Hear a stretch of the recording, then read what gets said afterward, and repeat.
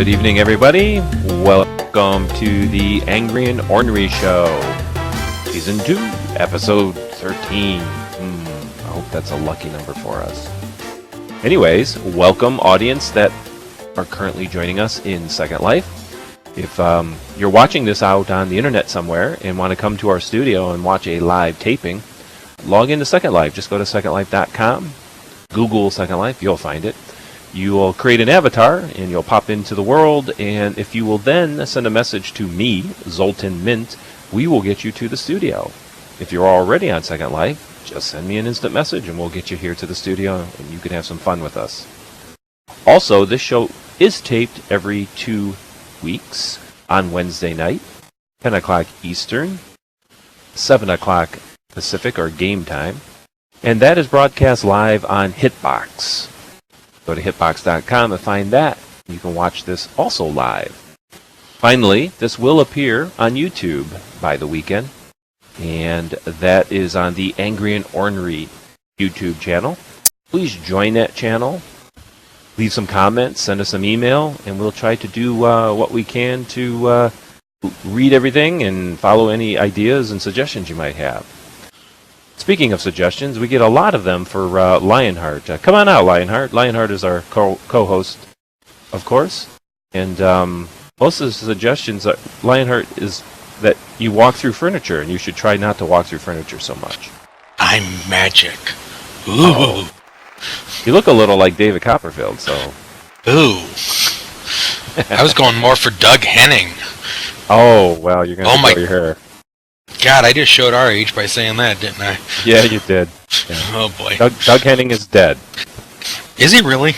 And you're probably not feeling so good. So why don't we all sit down and talk about TV and movies? Oh. Is Doug Henning really dead? He is. Isn't that sad? Wow. I saw Doug Henning live, by the way, when he toured with The Magic Show many, many moons ago. So you want to talk about dating us. Wow. What you got for us? Okay, I'm sorry. I was corrected that Hitbox is hitbox.tv, not .com. So there you go. If if just Google Hitbox, you'll find it. Thank you, Dugald. Anyways, you want me to go first, do you? Why don't you go first? All right. Well, today it's no particular theme. We're in the early parts of October, so there is lots of new shows starting up, as we talked about last week. And I, as always, I'm going to address the worst ones first, and then they will progressively get better to shows that are actually worth watching. Unfortunately, I have to start with a show that I really liked the last couple of seasons, but the pilot or the debut of this season was not so good. And I think, Lionheart, you like the show too, and you're probably going to agree with me, and that's Sleepy Hollow. Yeah. Sleepy Hollow had an interesting start. They kept it very colonial, and all of the themes to it were horror themes relating to early America. And that was kind of cool. They worked in the whole Ichabod Crane and the Headless Horseman thing, and he befriended a cop, and it got very convoluted over the last couple of seasons because they entered into realms of demons and witches and all that, but they kind of kept it realistic with a lot of intelligent thought behind it. But the one thing that they did do right, all those past episodes, is they had great special effects. They really had good special effects. Everything from the fight scenes and the way that these monsters appeared and all, to the big bad guy of the last couple of seasons, whose name was Lionheart? Moloch. The way they designed his costume and how he presented himself was phenomenal, and I really enjoyed that, and it was actually frightening. I think I might have had a nightmare or two, which is what a good horror TV show should do for you. Unfortunately, this season, the opening show had a man in a rubber suit that was covered with blood.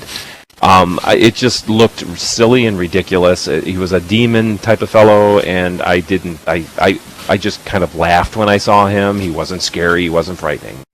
They also changed the characters. They did a big jump in the storyline by making the female cop into an FBI agent just over the break. Surprise! Now she works for the FBI. And they also jumped the story a little bit with Ichabod Crane, the main character, a couple of smaller cases there too. But they changed their look. They both chopped their hair off. I mean, he looked kind of like this straggly guy from colonial times. But he had to cut his hair fairly short. And she, this beautiful actress, I just thought she had gorgeous long curly hair, is now short as well. And I know those are minor issues, cosmetic issues, but you got to look at these people all the time, so you notice these things. I didn't like the story. I thought it was a forced Monster of the Week story. The thread seems like it's going to be silly this season. And overall, I'm not happy with it. Now, keep in mind, this was only the first show. I'm going to give it a break and watch the next couple of shows. But if it doesn't improve, I'm afraid that not only am I going to stop watching it, but the fans will too, and it will die a horrible death. What did you think about it, Lionheart, quickly? You know what? I really hate to say this, but I agree with you. It was cookie cutter. You know, it was a cookie cutter episode of what could have fallen into any show, and something very, very scary just ran through my mind hearing you speak. And you talked about, and I never thought about this, about how she's an FBI agent now. Right. Do you think this is Fox's some weird attempt that we all know the X-Files is starting back up? Do you think they're going to do some kind of weird crossover between the two? They could, because you know what? The networks are doing that now. They're crossing shows over. All the cop shows have crossed over, so that could very likely be. Yeah. Now, don't get me wrong. Tom Meissen, the guy who plays Ichabod, and Nicole Behari, who plays Abby Mills, they're still really good actors, and really sexy. They're very sexy people, and I think they're carrying the show. But that is not going to last an entire season. So if I had to give it a scale of 1 to 5, 1 being the worst, 5 being the best. Last season, I would give it like a 4, 3.5, 4. This season, so far, only a 2. I'm hoping that's better. Yep. All right, that's my review of Sleepy Hollow. Moving on to you, sir. All right, so I actually saw a lot of movies. Where you're catching up on TV, I'm catching up on movies. And well, it is a new TV season. That's why I'm concentrating on TV. Right. Thank you for watching movies. You know, I saw a film here. It bombed horribly at the box office. It got panned horribly, and I had a chance to see it, so I took the shot. And I saw the new film, the new Disney film, Tomorrowland. Of course, you'll remember that was the big blockbuster that came. Well, it was supposed to be a blockbuster that came out, starring George Clooney and Hugh Laurie. I gotta say, I dug it. I dug it right from the start. Right from the start. It had you kind of hook, line, and sinkered. It was quite funny. Well, you know, I just want to say real quick, I don't mean to interrupt your review, but I mean, when I saw the trailer, I groaned because now I'm thinking in the back of my mind, does Disney have to make a movie for every ride they have at their park? Well, that's just it. This isn't like Pirates of the Caribbean where they involve the ride or anything like that. No. Right. It starts off with George Clooney's character as a child going to a World's Fair. And while he's there, he runs into Hugh Laurie, who's one of the judges. And here the young George Clooney, made a jetpack. And this little British girl comes over. And she starts talking to him, and Hugh Laurie's like, no.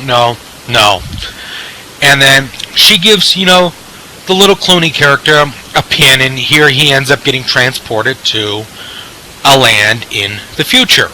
Right. And basically what it is, they're taking all the great minds of our time and putting them in the future. Well, you skip ahead a couple years, and you have this new character named Casey, played by Britt Robertson, who is very intelligent and she can figure out stuff really quick. And she all of a sudden comes across a pin. And when she touches it, she's able to see, we're going to call it Tomorrowland, the land of the future, and everything looks beautiful. Right. She tracks down George Clooney, and you realize there's a lot more to the story. I really dug it. The effects were great. You laughed when you needed to laugh. You kind of cringed when you kind of needed to cringe. It just worked in a really good story. Plus, having Hugh Laurie in it, that's a big bonus. He's a great actor. Granted, he doesn't have a lot of screen time, but he's an important role. So, if you want something fun just to sit down one day with the family and watch, you're not going to have any swearing, cursing, or, gratuitous sex or anything in a film, I would say watch it. It's a little over 2 hours, but it's worth it. I'm gonna give it like a 3.5, 4. It's really worth it, and the effects are really cool in it. So that's also what saved it. I can't believe it failed because the writer-director Brad Baird also did some of our favorite films like Ratatouille and The Incredibles and Mission Impossible Ghost Recall. So yeah, I mean, I'm wondering if the rating, it failed I don't know if it necessarily failed. I mean, it did make some money, but I think that it had a lot of competition the weekend that it came out. So that detracted. But yeah, I want to get it on DVD for sure and watch it. It looks fun if nothing else. It is. Okay. So, bring us up to speed on some movie or TV. All right. My second review is about a show. It's been out for a few weeks now, and it's called Best Time Ever with Neil Patrick Harris. Lionheart, you know that I'm a big fan of variety shows. I love talk shows and America's Got Talent type of shows. In fact, I even auditioned for America's Got Talent. That's how much I like these genres. So I had high expectations. Neil Patrick Harris is a magician as well as an actor and apparently singer and dancer and stuntman and everything else. The kid does everything.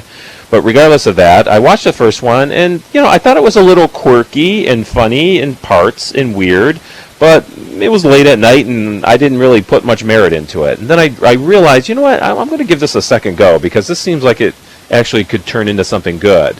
So I watched it with my daughter the second time, and we laughed our heads off. I mean, it's so quirky, it's so random. Every show seems different because they just go into these bizarre sketches or skits or whatever you want to call them. You never know what you're going to get. People make cameo appearances. They come out of nowhere and suddenly they're stars around Neil Patrick Harris. He has variety acts. They're singing. There's dancing. But then he does these remote shoots. He plays practical jokes on people. He does live karaoke. And by the way, all of this is live. This is a live TV broadcast.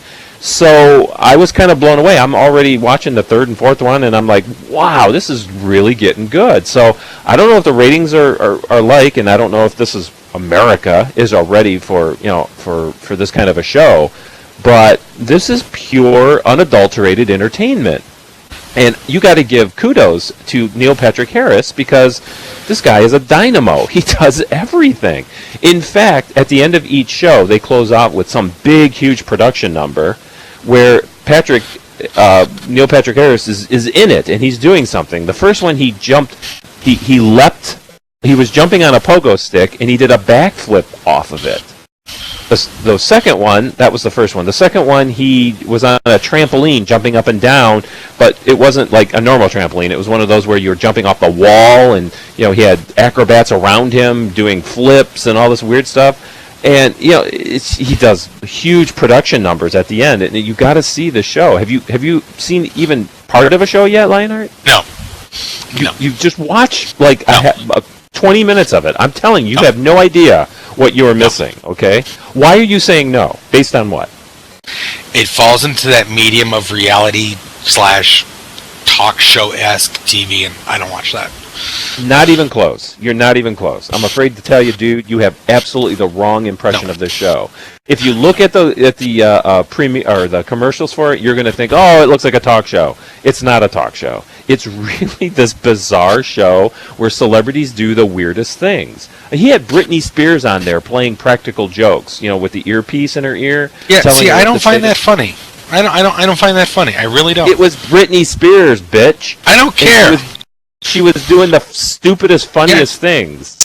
And she's also fat, out of shape, and dropped 12 kids, and is living out here in Vegas doing side shows at the casino. So saying it was Britney Spears doesn't impress me much. I'm just saying that's the caliber of stars he gets on there, and they're doing all types of very, very dangerous things on live TV, and something's going to go wrong eventually, and you're going to wish you would have seen it live. But anyways, regardless, I think it's a really good, solid hour of pure escapism. You don't have to think about anything. There's nothing important. It's all just a lot of funny yucks, and I actually give it a 4 out of 1 to 5. I'm going to give it a 4 because I think it's got a lot of entertainment value. Watch it. DVR it, watch it, and you'll see what I'm saying. It's really a peculiar but funny show. I'm done.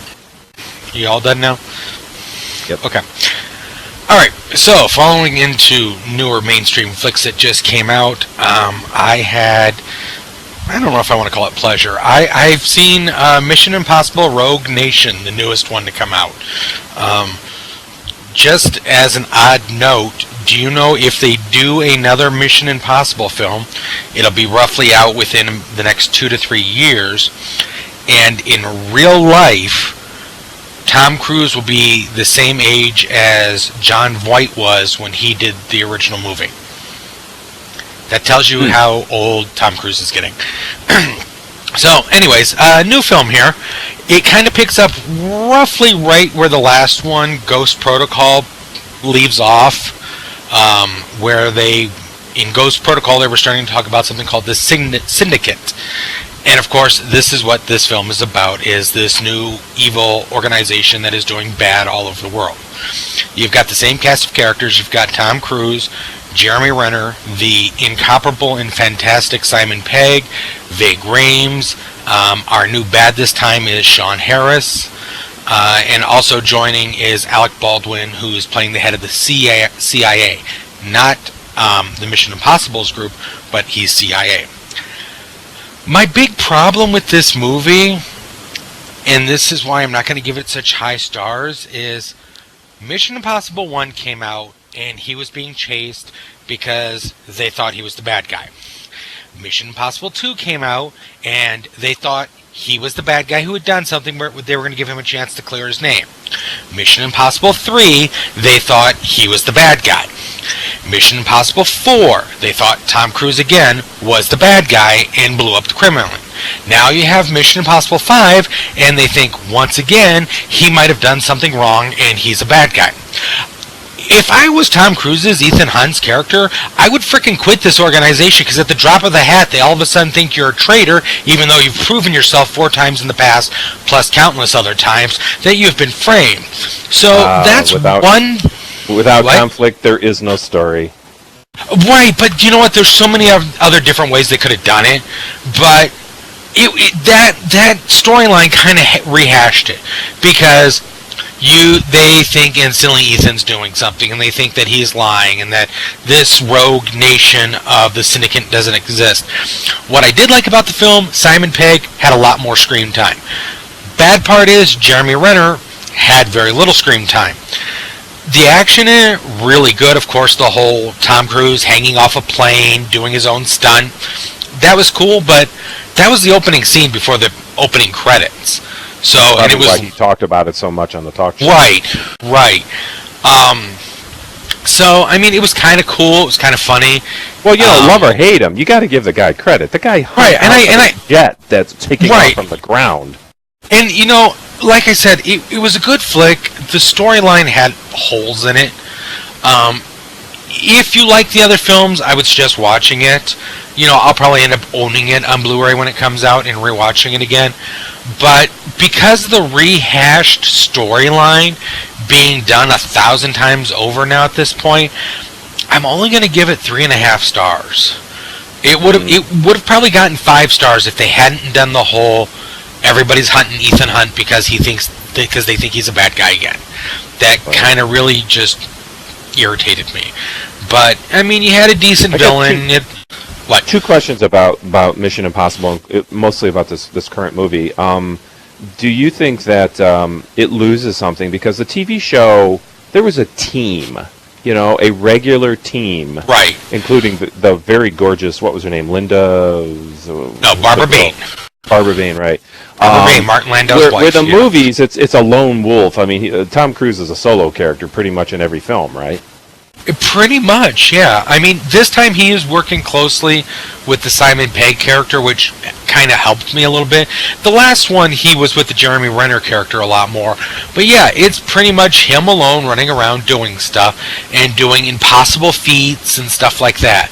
So yeah, that does really drag it down a lot. How do you think it compares to the James Bond movies, the newer James Bond movies? It's apples and oranges. It really is.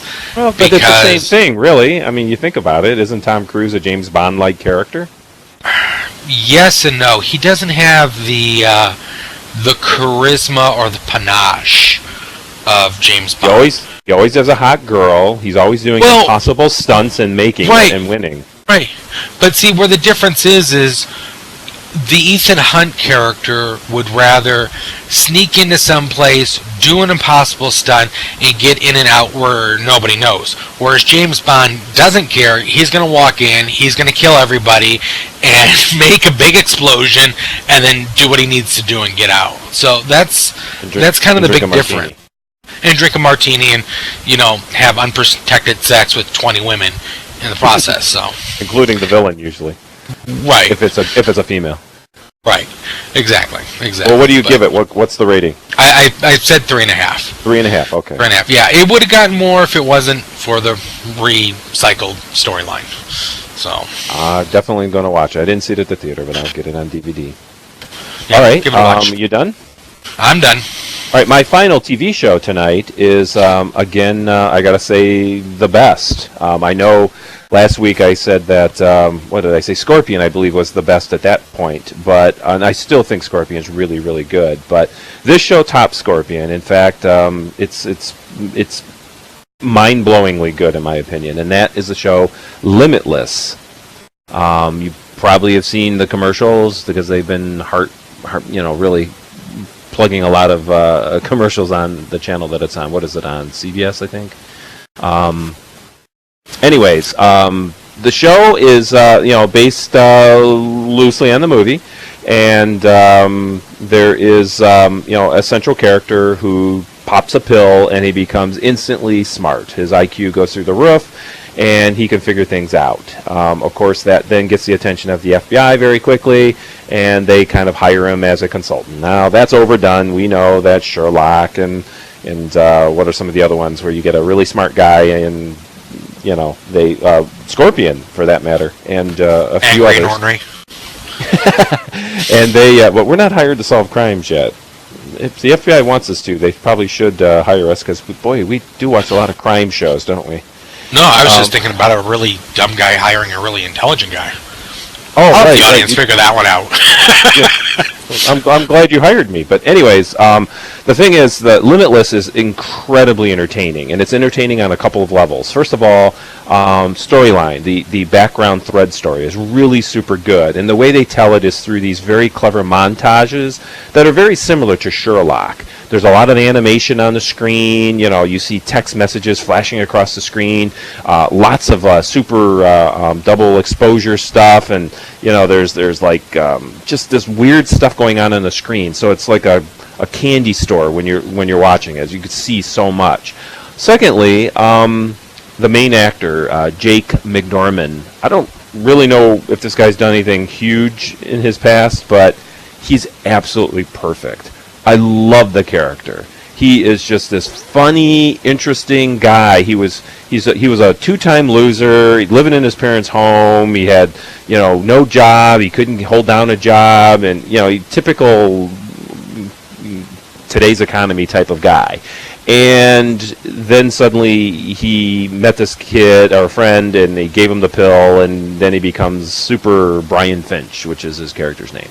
And when he's the super smart guy, he controls everything. He knows his way around things. He knows how to talk to people. He's socially adept, but when he's not on the pill, he's just kind of this loser fellow.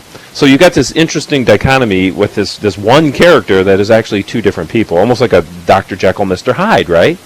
And it's just very cool, and the dialogue is very snappy and very funny and very fast, and that's what I like in most of these crime dramas. And I think it's really, really worth a look. If you want to watch something interesting and intelligent, get a hold of this. Watch this. DVR it. You can on demand the last couple of episodes and catch up within just a couple of hours. I'm giving it actually a 4.5 because it's very hard for me to give a 5 out for anything, but I give it a 4.5, and currently it's my favorite new show of the season. Very fun type of crime drama to watch. There's my review. I know you haven't seen it yet, Lionheart, right? No, I haven't. I've seen bits and pieces. So, yeah. Watch the whole show. But anyways, go ahead. Your turn. All right, so this is where I get flack from Zoltan. Because it's a horror movie. I heard that this film was going to be made. I kind of cringed a little bit because I liked the series. Does the series need to continue? Probably not. If they keep up on good lines, though, the series can continue. On Tuesday, on Blu-ray and DVD, and on demand, and on Netflix, for the first time ever on all medias, a movie came out. That movie is, and I'm going to get a groan from Zoltan, Tremors 5 Bloodlines. You're laughing, and I'm laughing is what you're going to get. Okay. So, Chris shut up. Why this? Shut up. Did you like the original Tremors film back in the day? I loved it. Okay. Keep that in mind. All so right. we had the original Tremors with Kevin Bacon and Reba McEntire and Michael Gross and everything else, and it was fun, it was quirky, and it was just, if you haven't seen it, you need to see it. Then they spawned... Yeah. My favorite line was when not the Kevin Bacon character, but the other fella that's with him, the older guy. The worm comes... Fred Ward. Fred Ward, right. The worm comes careening out of the hole and hits a pipe or something and knocks itself out, and Fred Ward's character goes, "Stupid son of a bitch." That's my favorite line. So, it spawned a bunch of series, and a lot of people don't know this, a television series. I do remember that. Yeah, now all the movies and the television series all have one thing in common. Michael Gross's character of Burt Gummer. So, we start off with Tremors 5, and Burt is back in the Nevada desert. And the new actors, the main characters from the first movie are long gone, right? Well, this is Burt Gummer again. This is the Michael Gross character who's been in everything. Oh, okay. He came back for Tremors 5. Okay. Yeah. It was going to originally be a reboot and not be part 5, but they tweaked it, and I'm kind of glad they did. So basically, this group of people come, and there's bad activity going on in Africa. Now, I was like, oh, really? So they went off to Africa. I have to tell you something. I watched, and I'm going to get flack for this. I watched the film with my mom. And no, I'm driving over to beat you with a ball bat, man. So anyways, we'll edit this out, all right? I really did watch it with. No, you don't need to edit this. I watched it with my mom, and they've really filmed this in South Africa. And the freaking cinematography on this film alone was beautiful. It was stunning. Because when you see an actor standing there with a real giraffe or with a real elephant, and it's not a CGI thing or, a mock-up or something like that, it really made everything just, it looked visually great. The storyline was really good. They reinvented it. It's because they were down... I'm gonna smack you, man. I can't stop laughing. So it's all taking place in what's now known as the Cradle of Life in Africa, and there's been new activity. I think the reason why I like this film is they've rechanged how the graboids, that's the big worm monster, and the other monsters that it produces look, because it looks like something right out of H.P. Lovecraft now. They've redesigned it, and they're scary. I mean, they're freaking nasty now. You're still laughing, aren't you? But trying not to. So you said graboids, and I didn't laugh, so I'm getting better. Well, there's graboids, shriekers, ass blasters, and Those are the creatures' names. The big worm is called a graboid. The graboid turns into 3 shriekers, which have 2 hind legs, and they walk about. The shriekers then grow wings and shoot methane out of their back cavity, and it lights on fire, and they become ass blasters. I'm not making this up. Are you hearing yourself? Do you realize where you're at in your life right now? So those are the original films. So they've kind of changed it up. They're no longer called ass blasters and all that. But I'm going to tell you, number one, at time, this movie was flat out a straight up horror film. Yeah, you get some funny scenes with Michael Gross, but it was a straight up horror film, and you had some pretty good violent death, and the storyline was really good. Now, here's the thing. This movie was done kind of not meant to be anything. Other critics are giving it top marks. We're talking people who give out 1 out of 5 are giving it a 5. People who give 1 out of 10 are giving it a 9 or a 10. Look it up yourself. Do the research. The film is doing so well, somebody jokingly asked Kevin Bacon, "Oh, you going to do Tremors 6 now?" And he's saying yes now. And now they're talking to Reba McEntire, and she's like, "Oh yeah, if Kevin comes back, I'll come back." So this might end up spawning a whole new thing with Kevin Bacon coming back to the franchise and everything else because of this one film doing so well.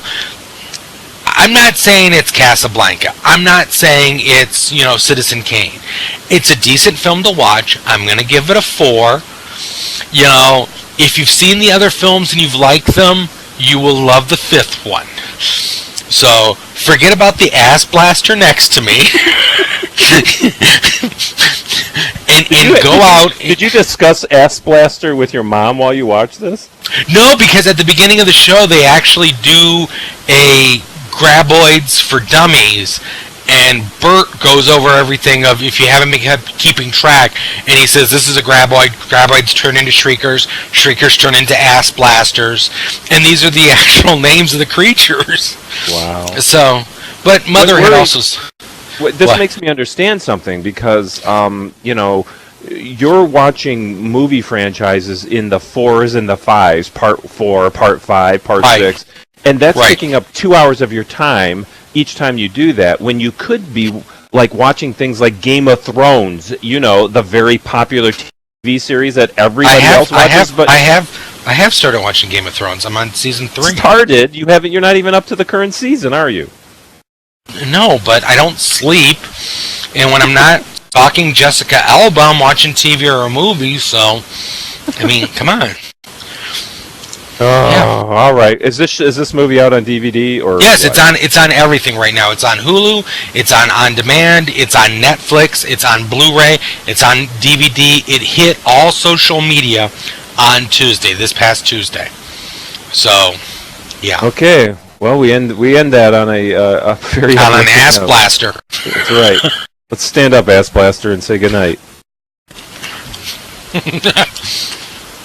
Anyways, thank you everybody for coming down. Don't forget that we are on Second Life. Come to Second Life, and you can come to our studio, our live studio. And we are also aired live every other Wednesday on Hitbox, so watch us there if you can't get on Second Life. And, of course, finally, we are on YouTube. You'll be able to see this show on YouTube in a few days, so look for that on the Angry and Ornery channel. And don't forget to give a shout-out, like us, say something, whatever you need to do, just let us know you're out there. Or maybe an ass blaster will get you if you don't. Great, now you're going to use my phrase all the time. Your phrase? The whole franchise's phrase. Anyways, good night, everybody, and we will see you in the movies.